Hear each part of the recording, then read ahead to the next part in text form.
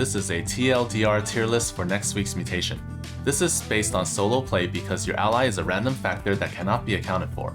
Also, this is based on above average co-op knowledge. Mechanical skill is not that important in co-op. Adjust these rankings based on your own knowledge and skill level.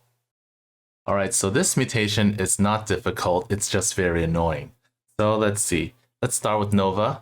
Nova goes in S because you can just siege liberators or tanks at home with some static defenses, and Nova P3 walks around the map, clears things, drop some liberators when it's time to clear the shards. Next, Zagara is very good. You can just static defense at home, use all your resources on spines, spores, bio launchers, and then you can use your gas for Scourge, and then you just fly them into the shards. All right, Carax is fine.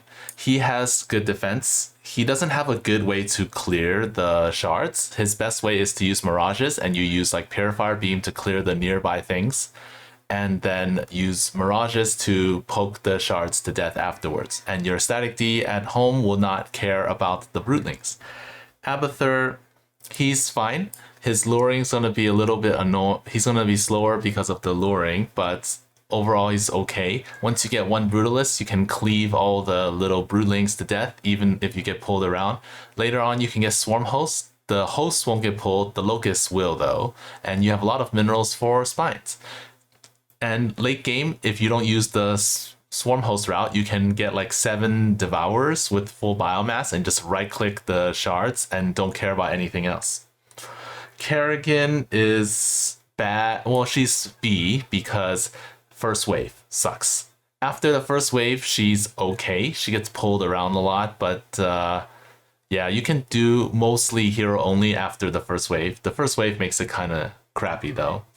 Alarak hates Fatal Attraction, so Alarak basically stays at home. Mothership's auto attack will get itself pulled into a lot of places, so you have to be very careful, and you're probably going to attack with a War Prism, sniping things, and then later on, after everything's gone, you use destroyers to poke the sliver or the shard to death. At home, you just have cannons and Alarak and some supplicants. Stepman, his auto attack gets him pulled around a lot. He also sucks for the first wave, but after that, he'll be fine. He's so strong that even if he gets pulled around, he won't die, but he'll get pulled out of stat zones a lot. So he'll be good against pretty much every comp. It's just going to be very, very annoying. Tychus is fine as well. His dudes will get pulled around. It's kind of crappy. Odin, nuke an area, and then Sirius turrets don't get pulled. And then Sam will finish off the shards. If you're really fast, your first nuke can be used in the third area, not the second, because you'll just clear the second area normally with Sirius and Tychus, and then use the third nuke. In the third area, use the nuke, and then your next nuke you can use in the fourth area. Raynor, he has static defense, so he can defend, but his offense is kind of bad.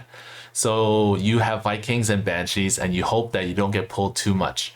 BCs are not good because they auto attack and they'll get pulled around. Phoenix, it's not gonna be fun because all his units will just keep getting pulled. Caldalis is gonna swipe and kill things in one shot. So yeah, that's good, but it's gonna take a while to get anything done. Zeratol, he masses cannons. Cannons don't care about Fatal Attraction. Artanis, he has Tempest. They outrange the Fatal Attraction, but if you get too close, they're going to get pulled in, and then that's no good. Use your Archon dudes for the attack waves, and then use the Tempest for the objective. Swan, he's fine. He doesn't have a good way to deal with the objectives because he has Wraiths.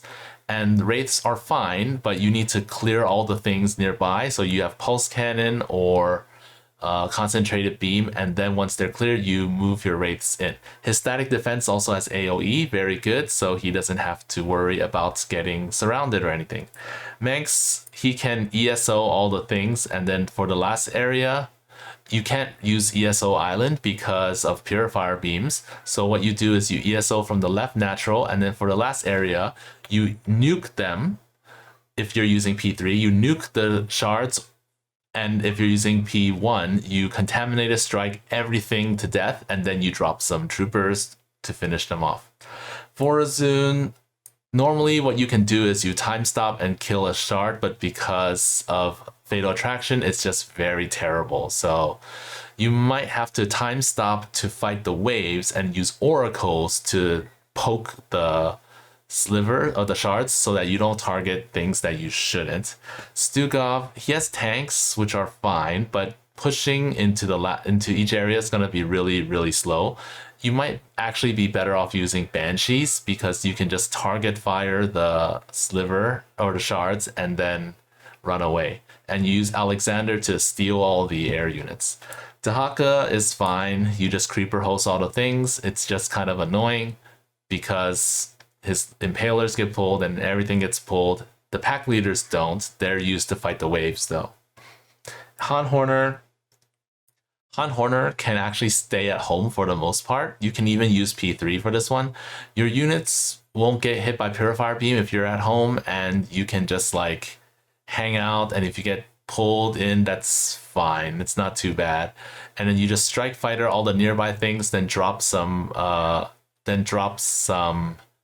air units like a pair of wraiths or something to poke the shards to death. That's it for this tier list. You can extrapolate this info to your duel runs. Good luck with the mutation.